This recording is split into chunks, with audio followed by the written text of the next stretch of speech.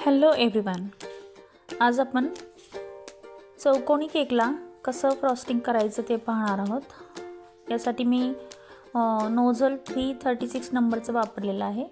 एका पायपिंग बॅगमध्ये नोझल भरून मी बर्गंडी कलरचा यूज करून व्हिप क्रीम त्याच्यामध्ये भरलेली आहे आणि फक्त सिंपल पद्धतीने मी राऊंड असा हात फिरवत आहे।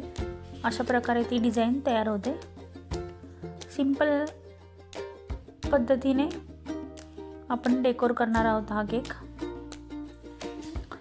आता मी नूरचं 1M नंबरचं नोझल घेतलेलं आहे, त्याच्यामध्ये व्हाईट व्हिप क्रीम भरलेली आहे।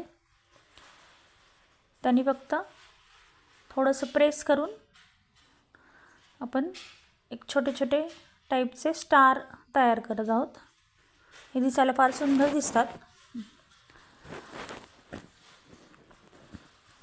याच्यामध्ये आपण आता वेगवेगळे स्प्रिंकलर मिळतात ते वापरणार आहोत।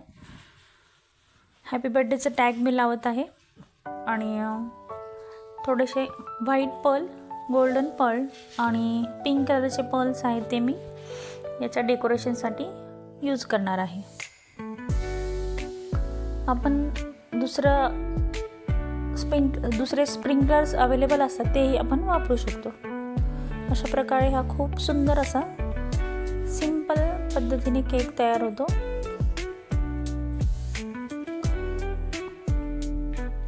आपण या चॅनलला सबस्क्राईब करू शकता, कमेंटही करू शकता आणि नवनवीन केकचे डिझाईन्स मी या चॅनलवर अपलोड करणार आहे।